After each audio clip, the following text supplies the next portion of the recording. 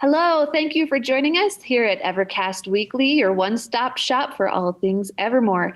We are not an officially affiliated podcast of Evermore Park, but we are super nerds who love talking about what happens in park. Thank you for joining us. I'm Robin. I'm Kazon. I'm Morgan. I'm Pitt. I'm Sly. And today we have a special guest joining us. We have Miranda. Why don't you introduce yourself, Miranda? Hi, I'm Miranda. I am a caster in the Coven and a knight. I write the blog posts on the Evermore Adventurous blog. Right now we are recapping last Aurora, so Aurora 2019.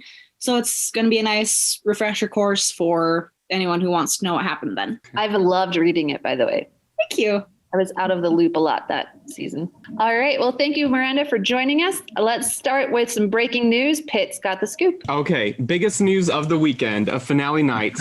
Lily and Willie are not siblings. They are actually married. I don't know why it was a secret and they wouldn't tell us, but finally they revealed that they're married. All right. Thanks.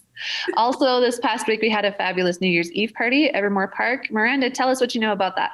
It was a lot of fun. For me, the biggest, what I thought was going to be the biggest thing was the fireworks show and then Sly getting his snazzy new outfit. Later on, I found out that Reva was back in town, which was a shock. She said something was coming. She was just there for that night. Then Aiden showed up. Again, just there for that night, as far as I know. She said something was coming. Did she give any more details? Nope. Oh. It's not the same thing Cassandra was talking about, if that's what you're asking about. And so then Aiden, more people came. Yeah, lots of old friends were coming back. Booker showed up, actually. Booker showed up. Duffy Doyle at one point. Oh, fun. Mm-hmm. I don't know if yes and no. Different. He looked very different, but I've seen him with three different faces over the last 2 years. So what happened was Nellie from the Christmas Carol kind of had her sights set on Aiden, and he put on the Duffy outfit to hide from her. I didn't know that. That makes a lot more sense. It was fantastic. Did you see her? Oh, poor Aiden. Dragon? Her acting like a dragon in the Coven? No. She pretended to be a dragon to lure him in to her. And I think Coolin even cast illusion magic on her, although it didn't work out too well. One.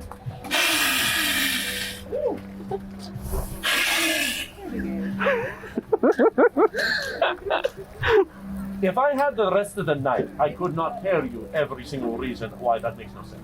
Oh, now, come now. You just saw a dragon breathe fire. I clearly have the power Why of did you hit dragon. me? I was trying to claim my superiority as a dragon. That's not how that works. Oh, So really? stop. I think the dragon would know. As things went on, we learned Driner was having his Archon ceremony that night, which was fantastic. Near the end of it, Reva came up to me and said, "Hey, you're looking the wrong direction." I'm like, huh? I turn around. We got the three scholars. Whoa. We've got two of the three fates. Past and future. Set me into a panic because I don't like the fates. Every time they show up, someone I like dies. I was not pleased to see the fates there that night.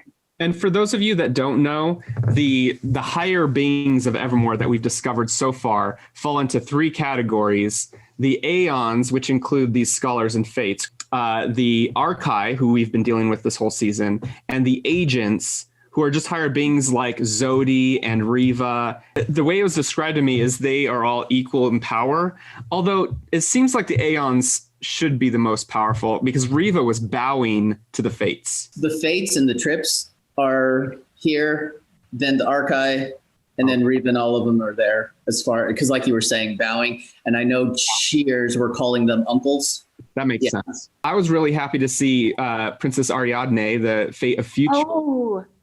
Because I used to trade with her back in Lore 2019, and she told me not to take 3 steps to the left. She didn't say why, but she knows everything, so I didn't. But then she also said that I was going to die that night, which had me very frightened. I asked her how, and she said that Sachi was going to kill me that night. Ooh. because I owed him money. And the truth is that I did. I'd never paid him for giving me back my bag. And so I begged Sachi not to kill me. And he demanded that he wanted a pit coin and an Evermore coin. Oh. Which is a high price for a bag that didn't belong to him. But he is mischief. I had to deal with that all night. And I tried to give him a paper Evermore coin. That didn't work. Anyway, I think I ended up giving him a pit coin, and I did not die. That's good. That's good. He had you in a great spot for bargaining. For those of you who do not know Pitt personally, coins are his real treasure. He does not part with coins. I only gave out 2 this season. All right. I heard that Marzi and Finn had a wedding. Sly, do you have the details on that? I don't know all of it, but it was funny to hear Marzi talk about how there was no way she was going to back down. And I was like, what are you talking about? She asked him as a prank. He said he continued on with the prank and that they were playing a game of chicken with this marriage. And all the things were being done to get the other to say no first. And it just really wasn't working. And legitimately, if Coolin and Francis hadn't said, no, you can't do this, they would have ended up married. That's how stubborn the both of them were. It was ridiculous, but it was hilarious at the same time. Was anybody else there at the end? Marzi was doing all sorts of ridiculous things, like rubbing fish on her armpits and tumbleweed instead of a bouquet, and doing some weird dance just to try to deter him. And he was doing the same thing. He wasn't wearing a shirt. He started flossing with a skull. Wow. No, that whole scene was so painful. I was just like, brother Cheer comes up and is like, I hear this is a game of the chicken. He's like, yep, it is. So did they end up actually being married or they called off? No, Coolin and Francis were like, no, because she's already married. Okay. Awesome. I wanted to just clarify on that. Yeah. Kazan, you know something about a delivery in park. Tell us about that. So a couple of weeks ago, I alluded that Coolin had a plan in place to get Restgiver back, and that I couldn't disclose the information. But since it's gone down, I guess I can disclose everything. She was telling all the World Walkers that she was going to contact Drake to contact him and try to put this whole thing to bed.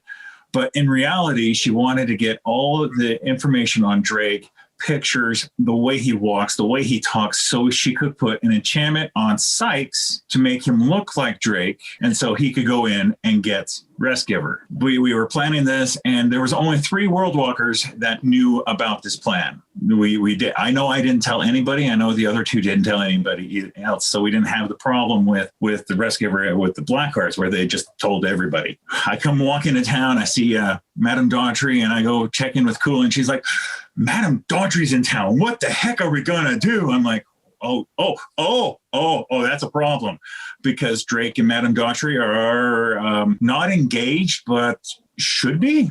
Each other. That's a Blackheart thing. I know that.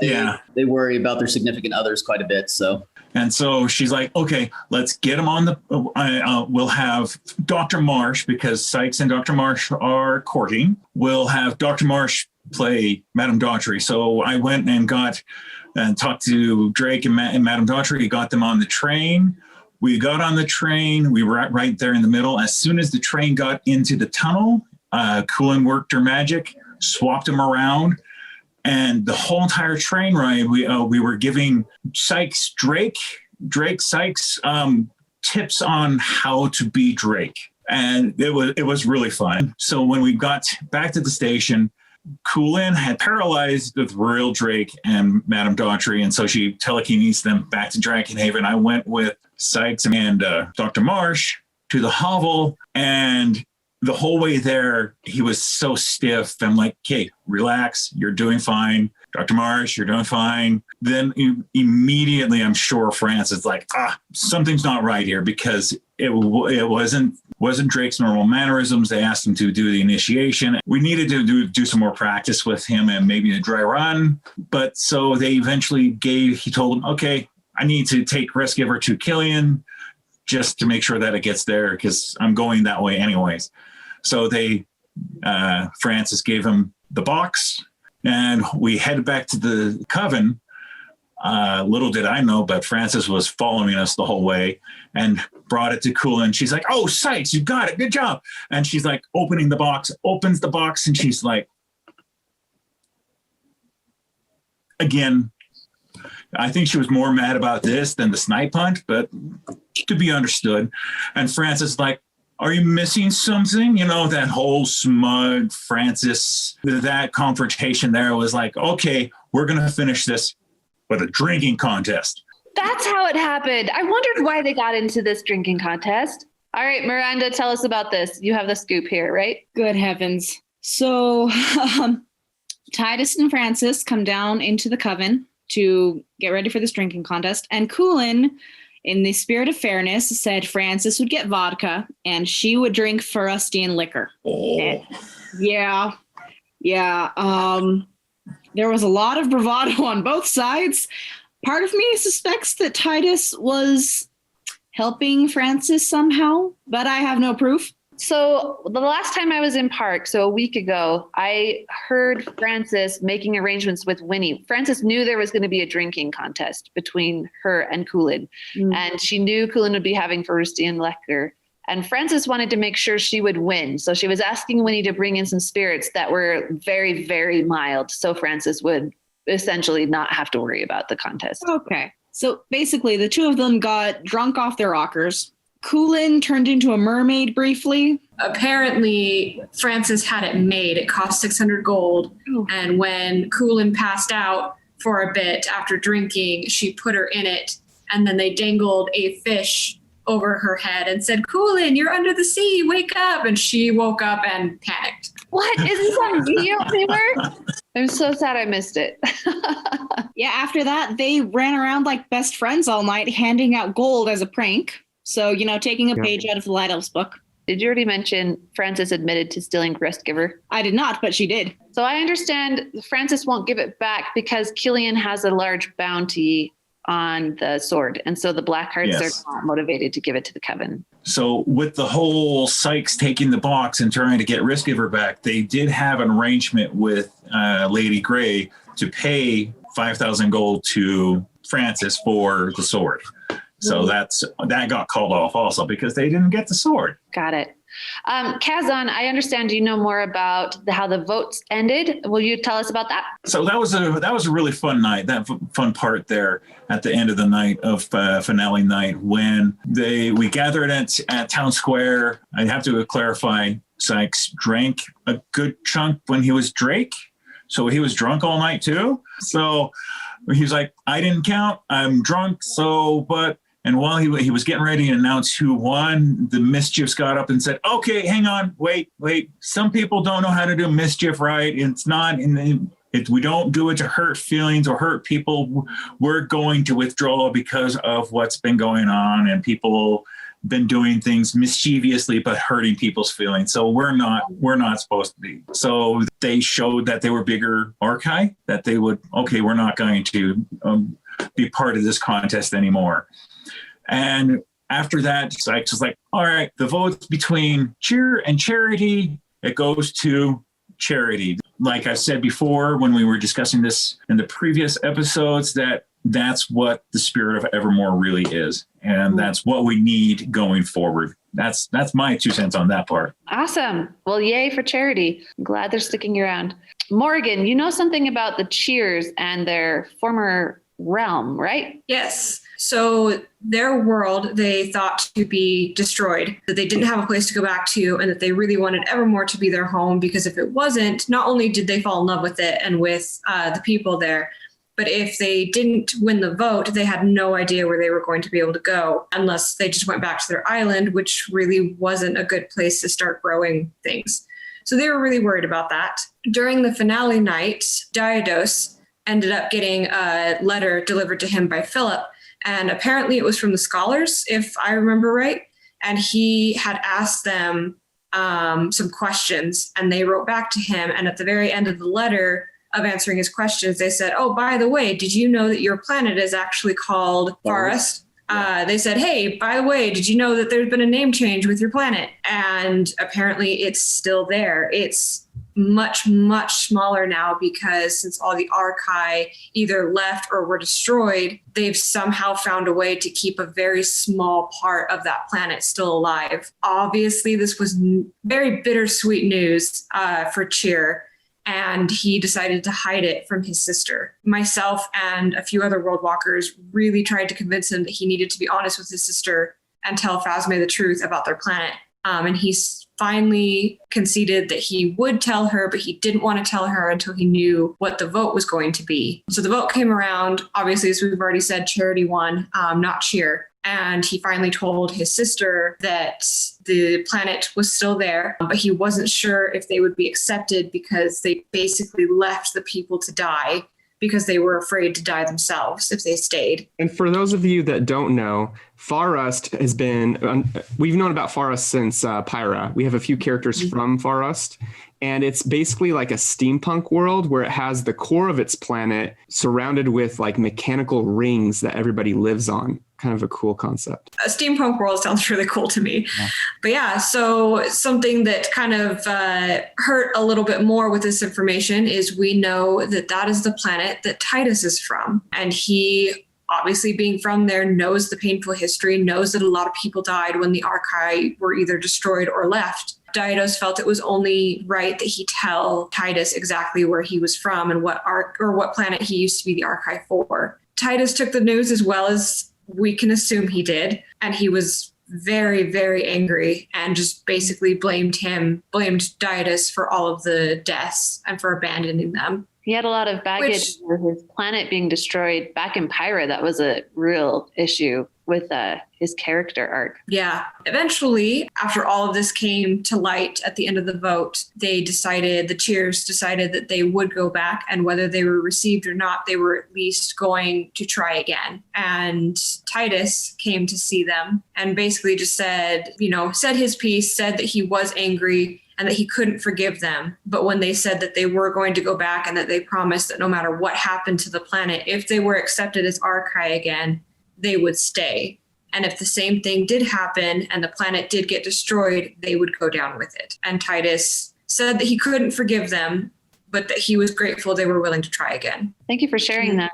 Speaking of Titus, Pitt, I understand you have a request by Admiral Knives that arrived for Titus. Yes. So as you know, there's a lot of bad blood right now between the pirates and Titus. So to at least solve the animosity between those two parties in this situation, we have Admiral Knives reaching out to, I believe, Drake to bring Titus to her, at least to Curus, so that the Dagger Fleet can find out more about the Compelled Hands, because Titus does have all these secrets since he grew up in the Compelled Hands. That's how he's going to regain his trust with the Dagger Fleet, and that's how he's going to make amends, and Drake is going to be the one to lead him there. Wow, that's amazing. I also know Titus is leaving with Drake. Morrigan, where are they headed?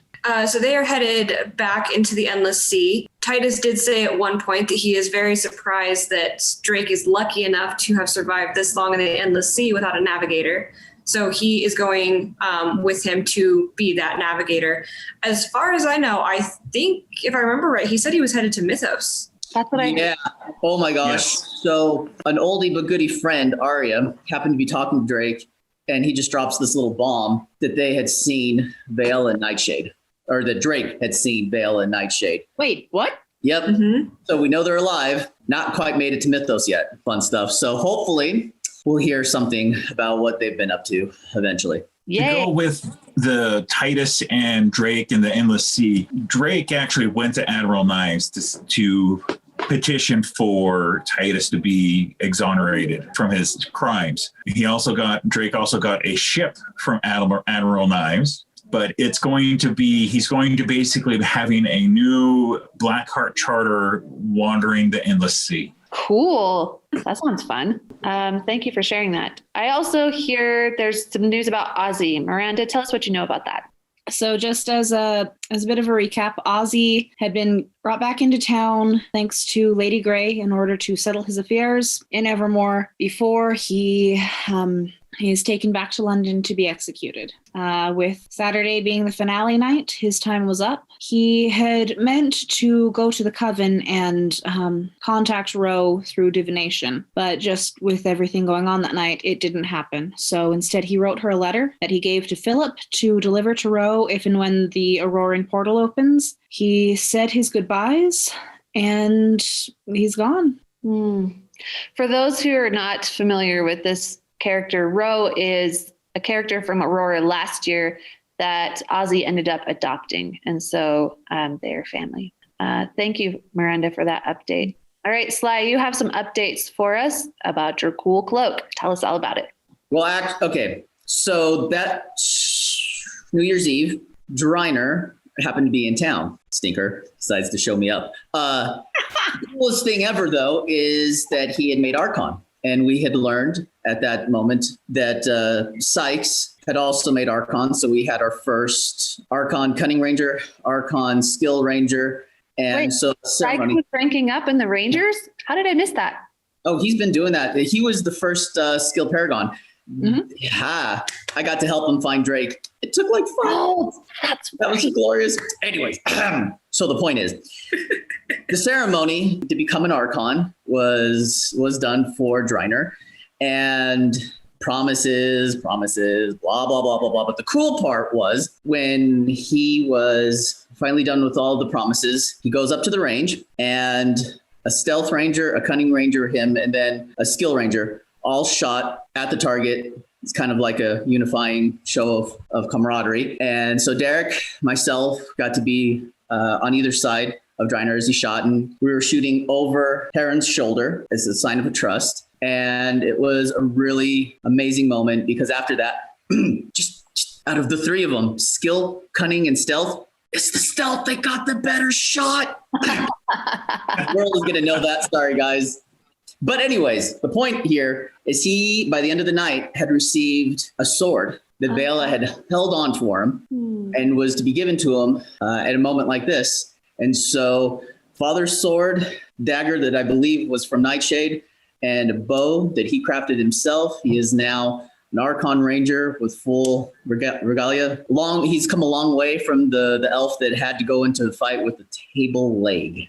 Yeah. I forgot about that. Yeah, he's looking good. So before all that happened, though, I had been given a gift, the cool little thing that you see here, from Princess Adelaide. She had made the cloak, said I couldn't see it. So whenever I went for alterations or the fittings and whatnot, I had to be blindfolded.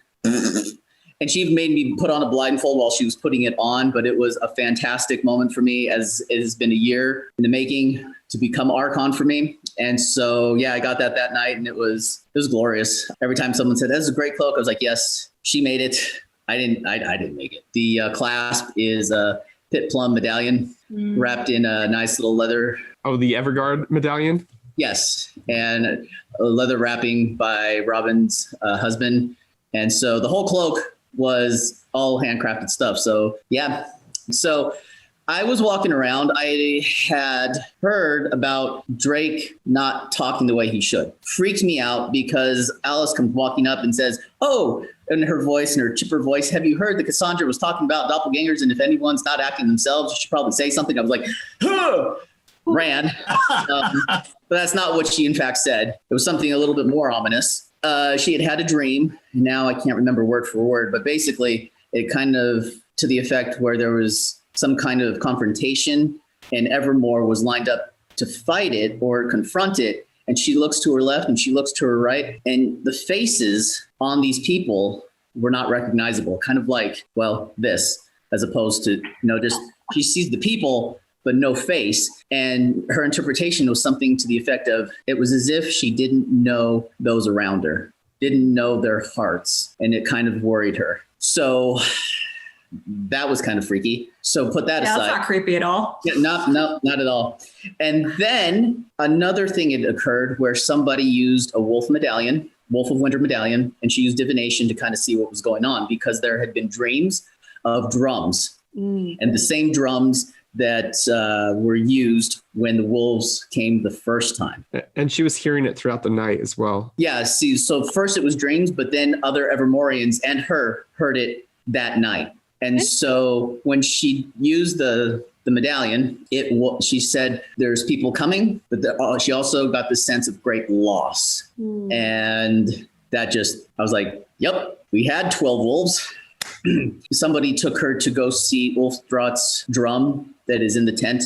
And she talked about how there were more than just that sound, as if saying that a little bit of hope. Maybe they have found other clans. Well, that'd be great. Or, there's some hope, but definitely some dread. When they come back, we'll definitely hear some bad news. If I'm wrong, weren't they going back to have wars or battles to help? Yes, they were going back to place Kyra on the throne and to fight against the 2 Frost Lords that caused the Great Freeze back in the last Aurora, and also to save the 13th Wolf. But it'll be interesting to see, because at the end of Park, certain things were heard, and I'll pass that on to Morgan and Kazan. Yeah.